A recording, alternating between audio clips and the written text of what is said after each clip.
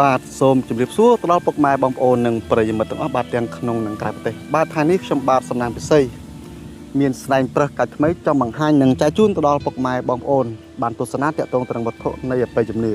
អញ្ចឹងតាក់ទងទៅនឹងរបស់នេះផងដែរណាវាមានចំនួន2គ្រាប់ជាប្រភេទស្ដែងប្រឹសកាច់បាក់ហើយសម្រាប់ពុកម៉ែបងប្អូនដែលស្រឡាញ់បងប្អូនដែលជឿជាក់លើបងប្អូនទុកចិត្តលើបងប្អូនអាចចែកជឿពីបងប្អូនទៅបានណាហ្នឹងហើយរបស់នេះគឺជារបស់បាទជនជាតិភាគតិចឬក៏យើងហៅថាជនជាតិភ្នងហ្នឹងហើយបាទដែលចាស់ហ្នឹងហើយបុរាណណាឬក៏យើងហៅថាចាស់ពិតចាហ្នឹងហើយដែលជាមេកត្រៀងឬក៏ជាមេភូមិឬក៏ជាអ្នកមានអំណាចណាមួយនៅក្នុងស្រុកភូមិហ្នឹងបាទគាត់ចោះពាក់ហ្នឹងហើយរបស់នេះគឺមានស្នាមចោះណាហ្នឹងហើយមកគ្រាប់ធំនៅឆ្វេងដៃគឺមានស្នាមចោះហ្នឹងហើយរបស់នេះបើសិនជាយើងនិយាយពីគុណសម្បត្តិគុណប្រយោជន៍យើងអាចប្រើបានទាំងបាទស្នេហ៍មហានិយមបាទសឹកមន្តអាគមខាងផ្នែកបច្ចេកសង្គ្រាមគ្រឿងសាស្ត្រាវុធជាដើមណាបងប្អូនបាទហ្នឹងហើយស្នេហ៍ប្រឹសក៏មានរឿងនិទានខ្លះតាក់ទងទៅនឹងព្រះដែរណាតាក់ទងទៅនឹងសត្វប្រឹសឬក៏យើងហៅថាស្នេហ៍ប្រឹសដែលជាវត្ថុមង្គលរបស់យើងហ្នឹងហើយបាទហើយតាក់ទងទៅនឹងស្នេហ៍ប្រឹសនេះមួយបាទនៅជាមួយខ្ញុំយូរណាស់មកហើយក៏ប៉ុន្តែខ្ញុំមិនដែលបានចាប់អារម្មណ៍ទេបាទ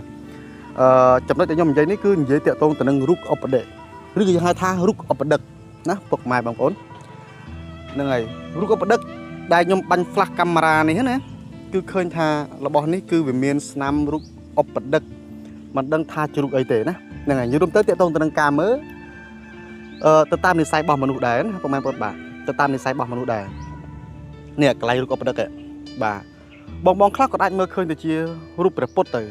បងខ្លះក៏មើលឃើញរូបលោកតាព្រះមនីអីស្អីទៅហ្នឹងហើយជួនកាលមានបងប្រុសបងស្រីណាមួយទៀតក៏អាចនឹងមើលឃើញរូបឧបដិកហ្នឹងទៅជាឃើញរូប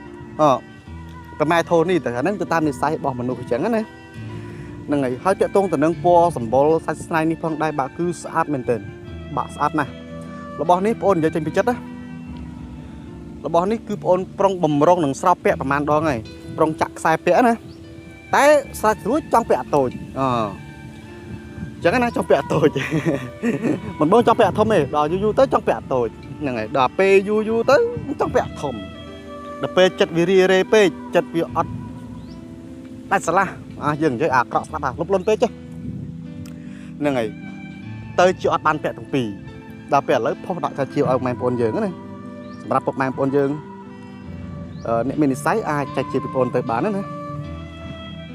នឹងហើយ